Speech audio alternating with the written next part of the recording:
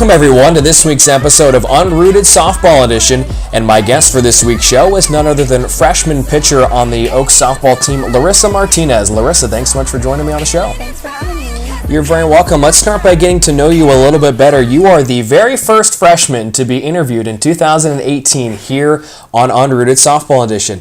Is this something that you're going to brag about to the other freshmen on the team by chance?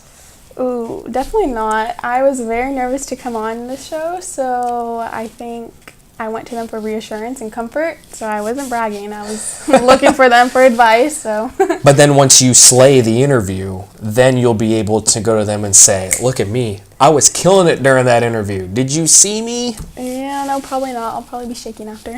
Or that. Okay. So of the group of freshmen, who was like really pulling for you to do it? Probably Malia. Actually, Malia, Taylor, and Caitlin. They're like, no, you should do it. I was like, I don't know, I'm nervous. And they're like, no, do it. So basically all of them. Yeah, basically. They were all like, you got to do this so that then we can get on the show and then we can show you how it's really done. So see, now you're setting the bar. You are the bar here. Yeah, I guess. Talk about pressure. Talk about pressure. No, I'm just kidding. We're so glad you could make it. We're very early into your collegiate career here at Menlo College, but you've already enjoyed a great deal of success. What's the biggest adjustment that you have found from the high school game to the collegiate game? Well, I think I've made a lot of mechanical adjustments during the fall, but I think like the biggest thing for me was bringing my confidence up. And so I think I've really changed that, and that's helped me adjust from the high school level to the collegiate level, is just keeping my confidence up. You're from Upland, California. I did not know much about Upland, California before I began doing some research, only to then find it's like 72,000 people big, so decent size. Yeah. Part of the original Route 66 still remains on Foothill Boulevard, right through the middle of town. What would you say, then, is the most unique part about Upland? Well, like you said, it's 72,000 people. Like, a lot of people don't know of Upland, but it's actually a pretty decent size. But for having that many people, we have only one high school, and my graduating class was over 900. So more than Menlo in a high school class. Yeah. Oh my goodness gracious. Yeah. Altogether, it's over 4,000 people there. No. Yeah. No, I couldn't deal with that. So you're going to class on a regular high school day. Are there like parts of these are primarily freshman class buildings, these are sophomore? No, everything is mixed.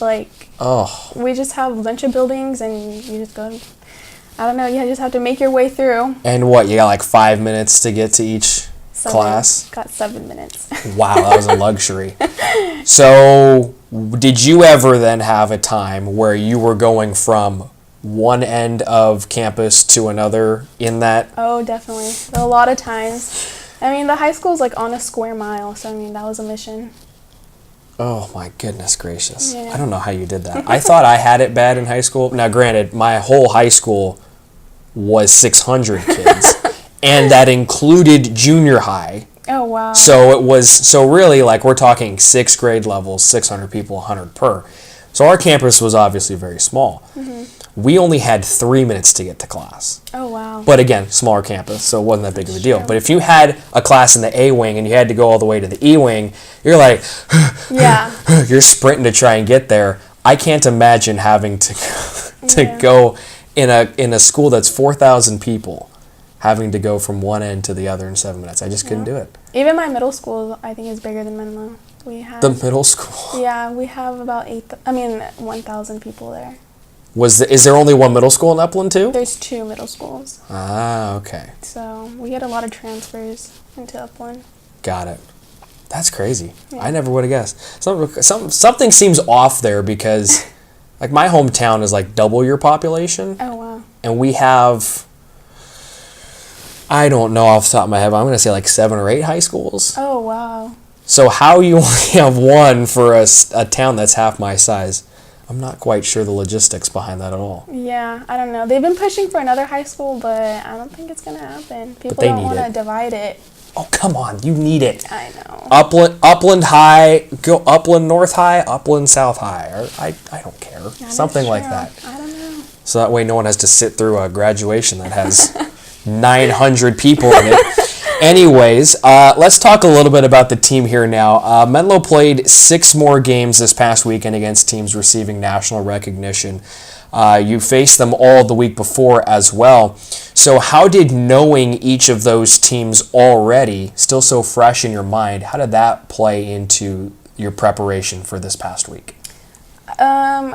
Again, I think it was just a big confidence thing. Like, I know from my first time playing those teams, I was very nervous and like I didn't know what I was gonna be facing. And then I think this last time around, I basically knew them by first names. So I was like, okay, like I know what to do. I know to be more confident in myself and in my team. So I think just like being prepared that way just really helped us. Now, Menlo split the 6 games, and you took 1 game from each team, but all games played on the entire weekend. Very close games.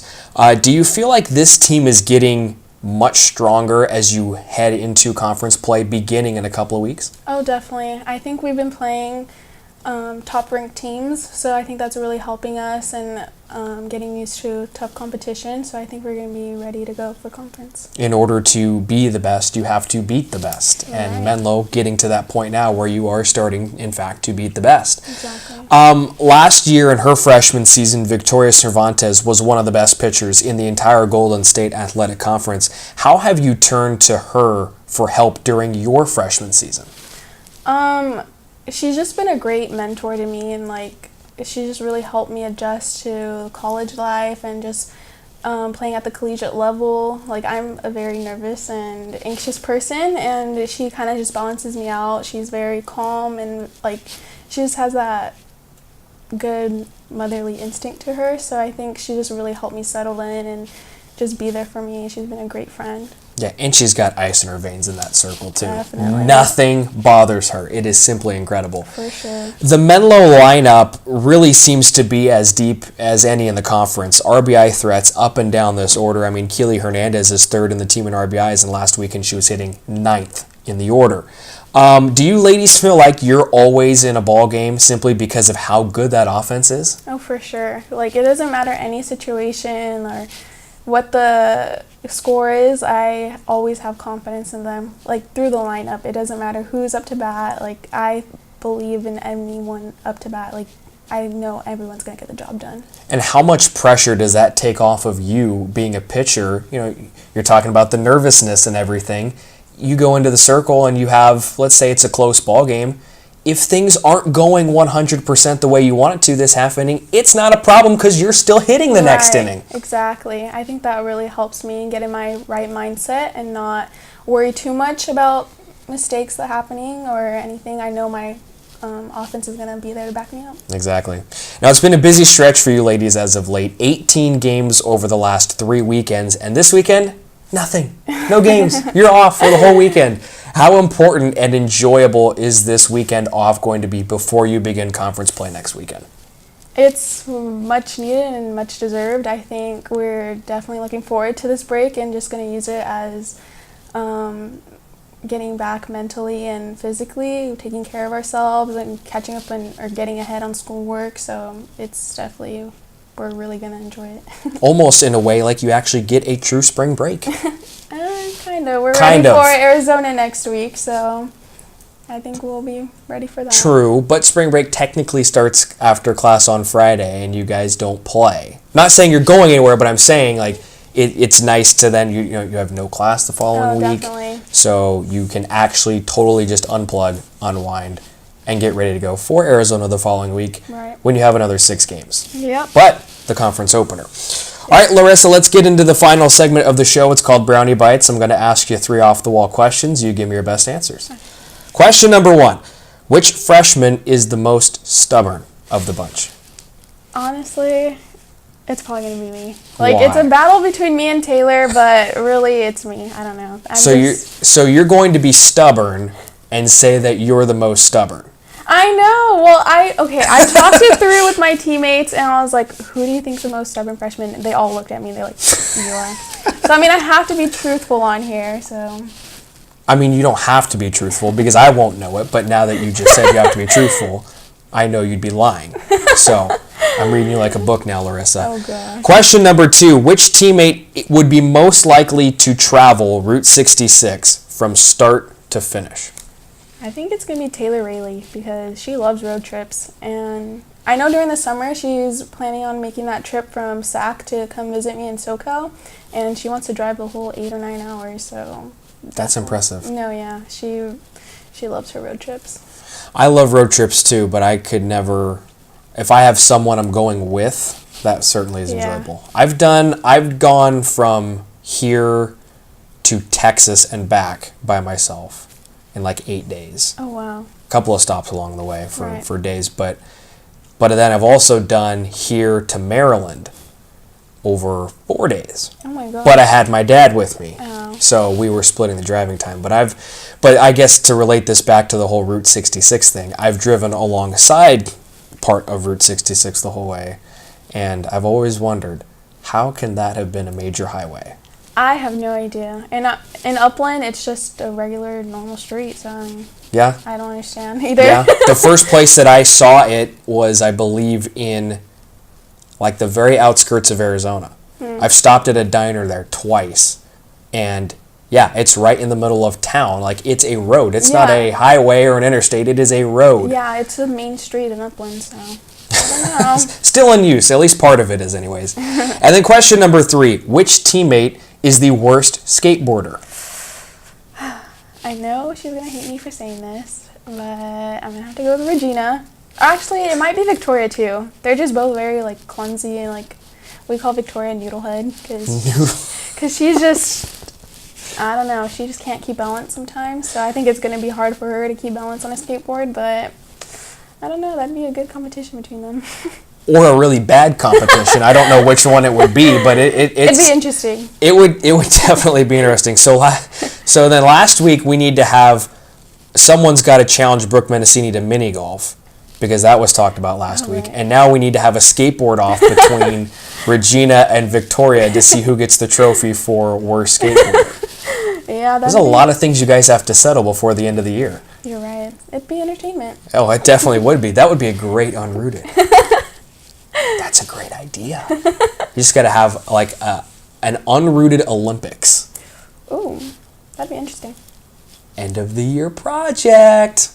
I might have just given myself some more work for that. But you know what? That would be really fun and very entertaining. That would. Larissa, thank you so much. You got through it. Woo-hoo. Told you. See? And you didn't even screw up.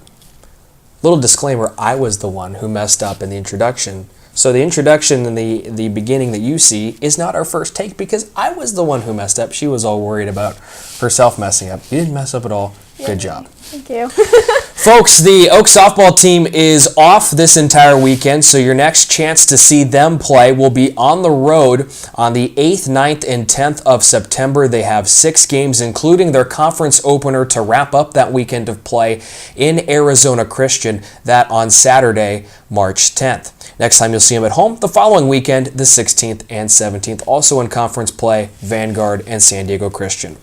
Well, there will be no Unrooted episodes next week because it is spring break, so we invite you to tune in 2 weeks for the next interview of Unrooted Softball Edition, and Larissa Martinez will select the next person to be interviewed by me, Brian Brownfield, right here on the show. Until then, we'll see you next time. Take care, everybody.